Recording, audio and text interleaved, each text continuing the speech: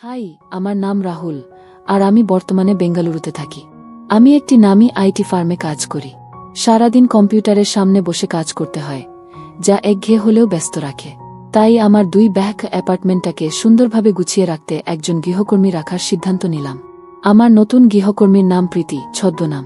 প্রথম দিন থেকেই দেখেছি ওর ব্যক্তিত্ব ও উপস্থিতি অন্যরকম, যেন মানুষের চোখ অনায়াসে টেনে নেয়। প্রথম দিকে আমি তেমন খেয়াল করিনি, কারণ কাজের চাপ ছিল অনেক। কিন্তু একদিন হঠাৎ সবকিছু বদলে গেল। সেদিন প্রীতি আমার জন্য 1 কাপ কফি এনেছিল, কিন্তু কোনোভাবে কাপ হাত থেকে পিছলে মেঝেতে পড়ে গেল। প্রীতি একটু অপ্রস্তুত হয়ে গিয়েছিল, তবুও শান্তভাবে ঝুঁকে মেঝে মুছতে শুরু করল। আমি তাকে বললাম, কোনো সমস্যা নেই, কিন্তু সেই মুহূর্তে বুঝলাম, যখন কেউ মন দিয়ে কাজ করে তখন তার ভঙ্গি ও আচরণে এক ধরনের আকর্ষণ তৈরি হয়। সেই দিনটার পর থেকে আমি খেয়াল করলাম, প্রীতি যখন ঘরের কাজ করে, বিশেষ করে কিছু তুলতে ঝুঁকে পড়ে, তখন তার চলাফেরায় একটা আলাদা ছন্দ আছে। ওর আত্মবিশ্বাসী ভঙ্গি আর ধীরগতির নড়াচড়া, মনে হয় যেন চারপাশের সবকিছুর ছন্দ থেমে গেছে। প্রীতির এই ভদ্র কিন্তু মুগ্ধকর উপস্থিতি অজান্তেই আমার মনোযোগ কেড়ে নিতে শুরু করল। আর আমি ভাবলাম, মানুষের সৌন্দর্য আসলে শুধু চোখে দেখা নয়, অনুভব করারও ব্যাপার। যাই হোক, প্রায় 6 মাস ধরে প্রীতির প্রতি আমার এক ধরনের অদৃশ্য টান তৈরি হচ্ছিল।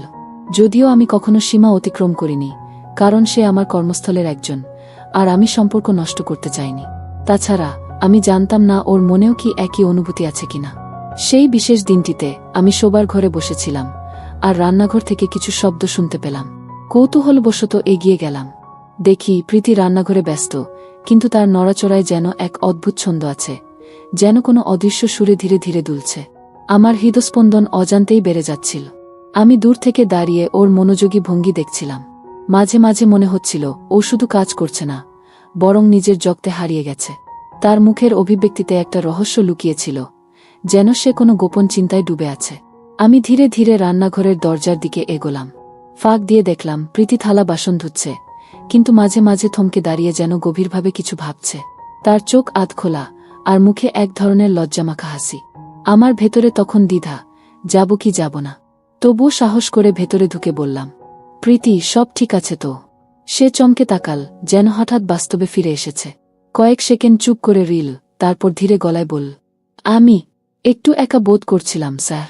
তার সেই চোখের চাহনি আর কণ্ঠের কম্পন অনেক কিছুই বলে দিল, যা মুখে বলার দরকার ছিল না। আমার বুকের ভেতরে ধুকপুকানি বেড়ে গেল, কিন্তু আমি নিজেকে সামলে নিলাম। হয়তো এটা কেবল একটি মুহূর্ত, অথবা হয়তো গল্পের নতুন অধ্যায় শুরু হতে চলেছে। ঠিক আছে, আমি বললাম, আমি পুরোপুরি বুঝতে পারছি। মাঝে মাঝে সবাই কিছুটা কৌতূহল বা আগ্রহ অনুভব করে। প্রীতি আমার দিকে তাকাল, চোখে হালকা বিস্ময়। সে বোঝার জন্য কিছু আশা করছিল, তিরস্কারের নয়। ধীরে ধীরে সে তার কাজ সামলাতে শুরু করল। রান্নাঘরটি শীঘ্রই শান্ত হয়ে গেল। আমি কানে আমার হৃদস্পন্দন শুনতে পাচ্ছিলাম, এবং তার ধীর নিঃশ্বাসের সাথে ঘরের অদ্ভুত ছন্দ অনুভব করছিলাম। আপনি কি আগে কখনো অনলাইন এমন কোনো বিষয় দেখেছেন? আমি জিজ্ঞাসা করলাম। তার গাল লাল হয়ে গেল। হ্যাঁ স্যার, সে ফিসফিস করে বলল, চোখ নামিয়ে নিল। কিন্তু তুমি কি কখনো একান্তে অনলাইনে কাউকে দেখেছ? আমি শান্তভাবে জিজ্ঞাসা করলাম। না স্যার, প্রীতি বলল, স্থির ও শান্ত। আমি ভেতরে একটু কৌতূহল অনুভব করলাম। তুমি কি আগ্রহী? আমি ভদ্রভাবে জিজ্ঞাসা করলাম। সে লাজুকভাবে মাথা নাড়ল, আর আমি বুঝতে পারলাম যে সে বিষয়টা নিয়ে ভাবছে, কিন্তু কোনো ভুল অর্থ বা অসম্মান নেই। ভালো, আমি বললাম, যতটা সম্ভব নৈমিত্তিকভাবে। কখনো কখনো এমন কিছু করা মানসিক চাপ কমাতে সাহায্য করে। তারপর আমি তাকে হোম অফিসের দিকে নিয়ে গেলাম।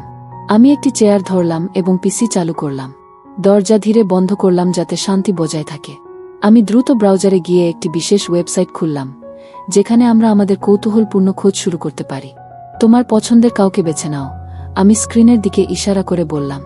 স্ক্রিনে অনেক প্রোফাইল দেখা যাচ্ছিল, এবং প্রত্যেকটি ভিন্ন ভিন্ন স্টাইলের। প্রীতি ধীরে ধীরে এগুলো দেখছিল, চোখে কৌতূহল আর হালকা বিস্ময়। মাঝে মাঝে সে একটু হাসি দেখাত, যেন নতুন কিছু আবিষ্কার করছে। কিন্তু স্যার, আমি নতুন এই ধরনের কিছু দেখছি, প্রীতি ফিসফিস করে বলল। আমি হেসে বললাম, কোনো সমস্যা নেই, এটা শুধু দেখার বিষয়, আর মাঝে মাঝে কৌতূহল অনুভব করা স্বাভাবিক। প্রীতির চোখ আমার দিকে তাকাল, যেন বোঝার চেষ্টা করছে। আমি পাশে বসে স্ক্রিনের দিকে তাকালাম। আমরা দুজনেই ফোকাস করেছি, আর সেই মুহূর্তে ঘরের পরিবেশটা যেন কিছুটা ভিন্ন হয়ে গেছে, এক ধরনের নরম উত্তেজনা ও কৌতূহল। আমি স্ক্রল করতে থাকলাম, আর প্রীতি আরও কাছে ঝুঁকে পড়ল, শুধু মনোযোগ দিয়ে দেখছে। স্ক্রিনে একটি প্রোফাইল দেখলাম, যার ছবি ও স্টাইল কিছুটা আলাদা। প্রীতি তার প্রতিটি ছবি মনোযোগ দিয়ে দেখছিল, মাঝে মাঝে হাসি, মাঝে মাঝে অবাক চেহারা। চলো একটু গল্প করি, আমি প্রস্তাব দিলাম। আমরা স্ক্রিনে থাকা একটি বিশেষ অনলাইন প্ল্যাটফর্ম খুললাম, যেখানে আমরা কেবল কথোপকথন এবং ছোট ইন্টারঅ্যাকশন করতে পারি। হাই, আমি রাহুল, আর এ আমার বন্ধু প্রীতি, আমি বললাম, ভদ্রভাবে পরিস্থিতি শিথিল করার চেষ্টা করে। প্রীতি ধীরে ধীরে অভ্যস্ত হচ্ছিল। সে কিছুটা নার্ভাস, কিন্তু কৌতূহল ও আগ্রহ স্পষ্ট। আমরা মৃদু কথোপকথন শুরু করলাম, এবং ধীরে ধীরে প্রীতি শিথিল হয়ে গেল। তার চোখে হালকা উজ্জ্বলতা, হাতের ভঙ্গি থেকে বোঝা যাচ্ছিল তার মনোযোগ পুরোপুরি কথোপকথনে। ঘরের মধ্যে শান্তি ও মৃদু উত্তেজনা মিশ্রিত। আমরা দুজনই কেবল কথোপকথন এবং ইন্টারঅ্যাকশনে মনোনিবেশ করছিলাম, এবং স্ক্রিনের মাধ্যমে নতুন বিষয় আবিষ্কারের আনন্দ অনুভব করছিলাম। প্রীতির চোখ স্ক্রিনে আটকে ছিল, আর তার ছোট ছোট অঙ্গভঙ্গি দেখেই বোঝা যাচ্ছিল সে গভীরভাবে মনোযোগ দিচ্ছে। তার মুখে হালকা লালিমা, চোখে বিস্ময় এবং কৌতূহল, সব মিলিয়ে ঘরটা যেন নতুন রঙে ভরে উঠেছে। আমি নিজেও খেয়াল করলাম, আমরা দুজনেই কিছুটা উত্তেজিত, কিন্তু এটা পুরোপুরি মানসিক, কৌতূহল এবং রহস্যময় অনুভূতি। আমরা স্ক্রিনে থাকা বিষয়গুলো পর্যবেক্ষণ করছিলাম, এবং প্রীতি ধীরে ধীরে অনলাইন প্ল্যাটফর্মের প্রতিটি ধাপ দেখছিল। শুধু দেখো আর শিখো, আমি ভদ্রভাবে বললাম, যেন এটি একটি নতুন অভিজ্ঞতা। প্রীতি মনোযোগীভাবে স্ক্রিনের দিকে তাকিয়েছিল, হাতগুলো শুধু ডেস্কে রেখে। তার চোখে কৌতূহল স্পষ্ট, এবং প্রতিটি ছোট নড়াচড়া তার আগ্রহকে আরও বাড়াচ্ছিল। স্ক্রিনের অন্য প্রোফাইলের গল্পগুলো দেখার সময় আমরা দুজনেই কিছুটা বিস্মিত এবং আনন্দিত বোধ করছিলাম। প্রতিটি ক্লিক একটি নতুন তথ্য বা আচরণকে উন্মোচিত করছিল। প্রীতি ধীরে ধীরে আগ্রহী হয়ে উঠছিল, কিন্তু সবকিছু সীমার মধ্যে এবং নিরাপদভাবে ঘটছিল। আমরা পাশে বসে স্ক্রিনের দিকে মনোযোগ দিচ্ছিলাম, আর ঘরে বিরামহীন উত্তেজনার পরিবর্তে একটি কৌতূহল ও রহস্যময় আবহ তৈরি হচ্ছিল। এটি ছিল শুধু নতুন কিছু শেখার আনন্দ, এবং আমাদের মধ্যে ধীরে ধীরে মানসিক বন্ধন গড়ে উঠছিল। প্রীতির চোখ স্ক্রিনের দিকে আটকে ছিল, আর সে খুব মনোযোগ দিয়ে নতুন কিছু দেখছিল। তার মুখে হালকা লালিমা, চোখে বিস্ময় এবং কৌতূহল, ঘরটা যেন এক নতুন আভে ভরে উঠল। আমি পাশে বসে বললাম, শুধু দেখো আর শিখো প্রীতি, এখানে আমরা নতুন কিছু অনলাইনে দেখছি। প্রীতি মনোযোগ দিয়ে তাকাল, হালকা নার্ভাস কিন্তু কৌতূহলপূর্ণ। স্ক্রিনে থাকা গল্পগুলো ধীরে ধীরে আমাদের কৌতূহল বাড়াচ্ছিল। প্রীতি প্রতিটি ধাপ দেখছিল, মাঝে মাঝে হালকা হাসি বা বিস্ময় প্রকাশ করছিল। আমরা দুজনেই নতুন অভিজ্ঞতার আনন্দ অনুভব করছিলাম, কেবল মানসিকভাবে। আমি প্রীতিকে বললাম, যদি কিছু বোঝার প্রয়োজন হয়, আমি পাশে আছি। সে ধীরে ধীরে আরও স্বাচ্ছন্দ্যবোধ করতে শুরু করল। আমাদের মধ্যে তৈরি উত্তেজনা ছিল মানসিক ও কৌতূহলপূর্ণ, শারীরিক নয়। স্ক্রিনের গল্পগুলো দেখার সময় আমরা দুজনেই মুগ্ধ বোধ করছিলাম। প্রতিটি ক্লিক নতুন কৌতূহল ও অজানা বিষয় উন্মোচিত করছিল। প্রীতি ধীরে ধীরে আরও মনোযোগী হয়ে উঠছিল, কিন্তু সবকিছু সীমার মধ্যে, নিরাপদ এবং উপভোগ্য। স্ক্রিনের দিকে প্রীতির মনোযোগ ছিল গভীর। সে কিছুটা নার্ভাস, কিন্তু কৌতূহলপূর্ণভাবে নতুন অভিজ্ঞতা দেখছিল। আমি পাশে বসে বললাম, শুধু দেখো আর শিখো প্রীতি, এটা কেবল একটি নতুন ধরনের অনলাইন ইন্টারঅ্যাকশন। প্রীতি মনোযোগ দিয়ে তাকাল, মাঝে মাঝে হালকা হাসি বা বিস্ময় প্রকাশ করল। স্ক্রিনে থাকা গল্পগুলো ধীরে ধীরে আমাদের কৌতূহল বাড়াচ্ছিল। আমরা দুজনেই এই নতুন অভিজ্ঞতার মধ্যে মগ্ন, কিন্তু সবকিছু মানসিক এবং নিরাপদ। আমি প্রীতিকে বললাম, যদি কিছু বোঝার প্রয়োজন হয়, আমি পাশে আছি। সে ধীরে ধীরে আরও স্বাচ্ছন্দ্য বোধ করতে শুরু করল। আমাদের মধ্যে তৈরি উত্তেজনা ছিল কেবল মনস্তাত্ত্বিক, কোনো শারীরিক স্পর্শের জন্য নয়।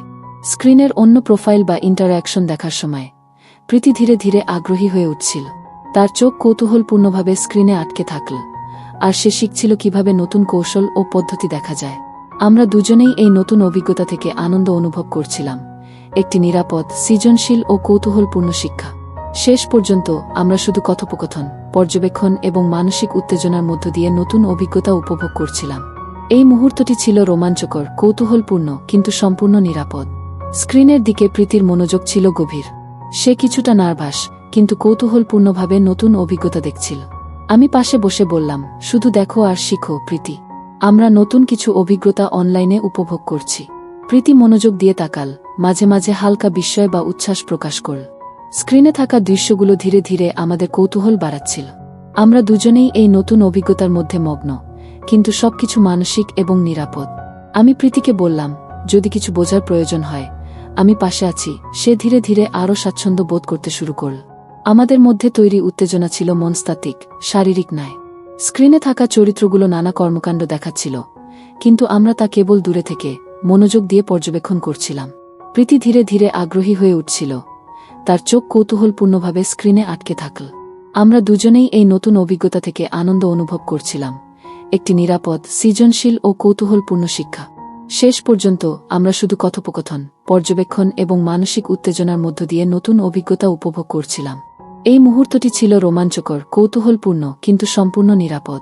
আমি প্রীতিকে বললাম, শুধু দেখো আর শিখো প্রীতি, আমরা নতুন কিছু অভিজ্ঞতা উপভোগ করছি। প্রীতি মনোযোগ দিয়ে স্ক্রিনের দিকে তাকাল, কিছুটা নার্ভাস হলেও কৌতূহলপূর্ণ।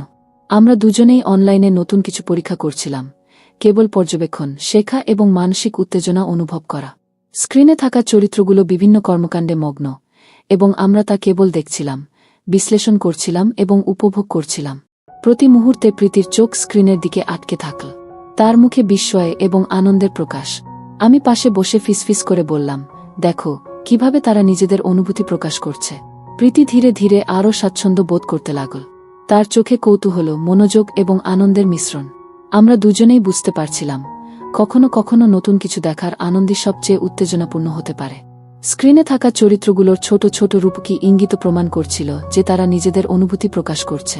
আমরা তা পর্যবেক্ষণ করছিলাম, শিখছিলাম এবং কৌতূহলপূর্ণভাবে প্রতিক্রিয়া দেখাচ্ছিলাম। শেষ পর্যন্ত আমরা শুধু মনস্তাত্ত্বিক উত্তেজনা, কৌতূহল এবং রোমাঞ্চ উপভোগ করছিলাম, কোনো শারীরিক স্পর্শ বা যৌন কর্মকাণ্ড ছাড়াই। মুহূর্তটি আমাদের জন্য যথেষ্ট রোমাঞ্চকর এবং শিক্ষণীয় হয়ে উঠেছিল। পরের দিন প্রীতি আরও আগ্রহী হয়ে উঠল। সে নিজের কৌতূহল এবং নতুন কিছু শেখার ইচ্ছা নিয়ে আমার দিকে তাকাল। আমরা দুজনেই একসাথে স্ক্রিনের দিকে বসে বিভিন্ন পরিস্থিতি পর্যবেক্ষণ করছিলাম। আমি ফিসফিস করে বললাম, প্রতি মুহূর্তে মনোযোগ দাও প্রীতি, আমরা যা দেখছি তা শুধুই শেখার জন্য। প্রতি দৃশ্যে চরিত্রগুলো একে অপরকে সাহায্য করছিল, কেবল মানসিক উত্তেজনা, কৌতূহল এবং সম্পর্কের সূক্ষ্ম ইঙ্গিতগুলো দেখানো হচ্ছিল। প্রীতি তার চোখ বড় করে এগুলো দেখছিল এবং মাঝে মাঝে হাসি দিয়ে প্রতিক্রিয়া দেখাচ্ছিল। আমি অনুভব করলাম শুধু মনের উত্তেজনা, কৌতূহল এবং নতুন কিছু শেখার আনন্দ কতটা শক্তিশালী হতে পারে। আমরা দুজনেই ধীরে ধীরে বুঝতে লাগলাম, কেবল দেখাও মাঝে মাঝে অনেক গভীর আনন্দ এবং রোমান্স দেয়। দেখো প্রীতি, আমি বললাম, এখানেই মূল বিষয়, কিভাবে তারা একে অপরকে বোঝে এবং কৌতূহল প্রকাশ করে। প্রতি মুহূর্তে প্রীতির চোখ আনন্দ এবং বিস্ময়ে জ্বলে উঠল। সে হাসছিল, কিন্তু তার মনোযোগ অটল। আমরা শুধু একসাথে নতুন কিছু শেখার, একে অপরের অনুভূতি বোঝার এবং রোমাঞ্চ অনুভব করার আনন্দ উপভোগ করছিলাম। শেষ পর্যন্ত মুহূর্তটি আমাদের দুজনের জন্যই একটি বিশেষ অভিজ্ঞতা হয়ে উঠল, কোনো শারীরিক সংস্পর্শ ছাড়াই, শুধুই মানসিক উত্তেজনা এবং কৌতূহল দিয়ে।